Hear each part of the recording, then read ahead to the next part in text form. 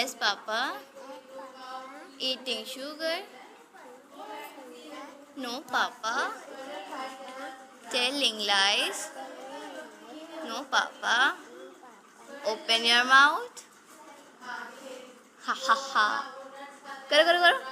बोलो जैसे Naira. Open your mouth. Ha ha ha. Very good.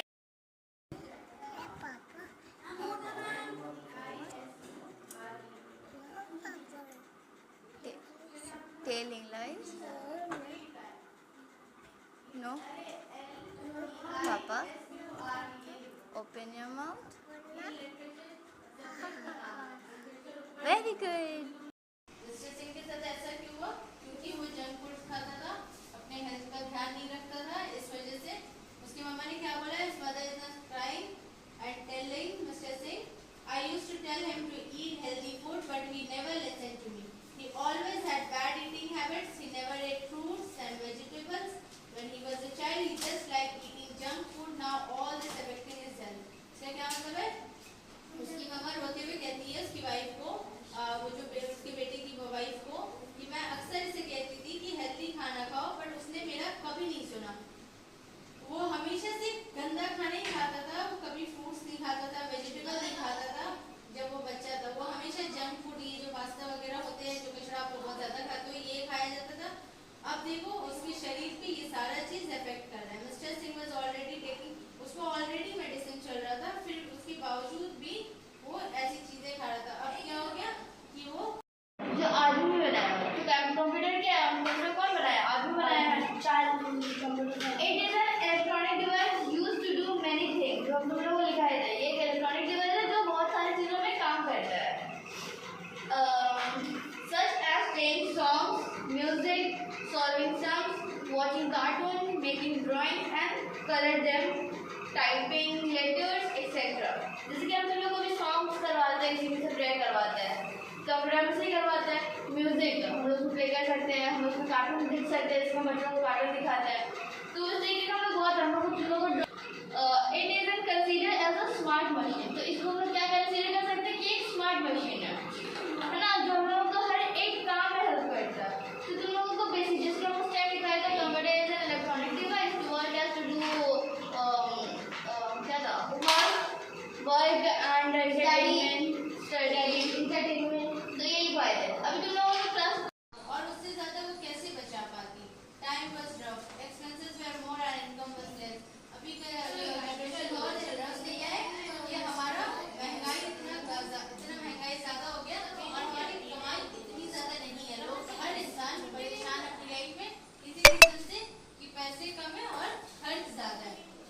इस वजह से डेजी के पास पैसे की वजह से वो दुखी थी कि अगले ही दिन क्रिसमस था और उसको चार्ली के लिए गिफ्ट खरीदना था, पर उसके पास इतने पैसे नहीं थे कि वो एक तोहफा खरीद सके। 1,500 rupees a week couldn't fetch too much. She stood there for a while with tear in her eyes. और 1,500 रुपए एक हफ्ते के लिए काफी नहीं होते, तो वहाँ पे खड़ी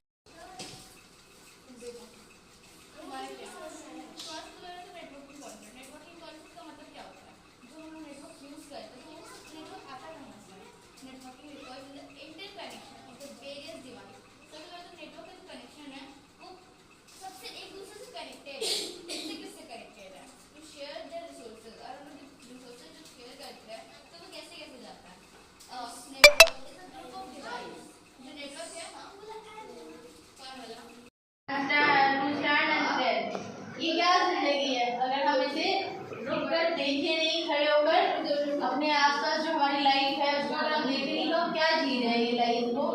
no time to stand beneath the boughs and stare as long as sheep or cows. ना हमारे पास वक्त होता है कि हम खड़े होकर एक बार अपने आसपास में हमारे नेचर का हिस्सा देखेंगे, कितना खूबसूरत होता है। शेफ को देख लो, काउ, ट्रीज वगैरह ये सब जो रहता है। No time to see when birds will pass, where squirrel hide their nuts in grass.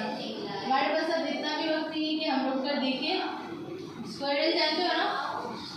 हाँ, गिलहरी, वो अपना वो नट्स खाता है, उसको ग्रास के पीछे छुपता है। ये सारी कितनी खूबसूरत खूबसूरत चीज़ें हैं जो खुदा ने हमारे लिए बनाई है, और हमारे पास अब इतना वक्त नहीं है कि हम खड़े होकर उस खूबसूरती को देखें। No time to turn wash her feet, then how they can dance? No time to wait till her mouth can embrace the smile and her eyes wiggle. Her whole life this is full of care. We have no time.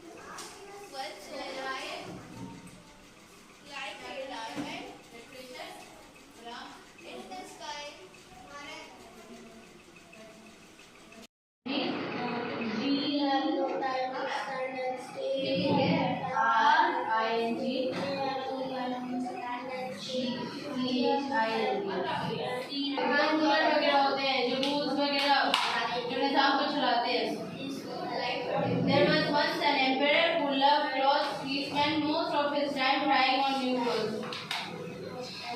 एक वक्त की बात है, एक emperor था जो कपड़े बहुत लिबास जो होते हैं वो बहुत पसंद करता था।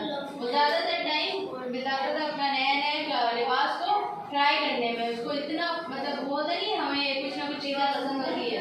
हाँ, लिबास मतलब ड्रेस, कपड़े जो आप पहन कर, जो मैं पहन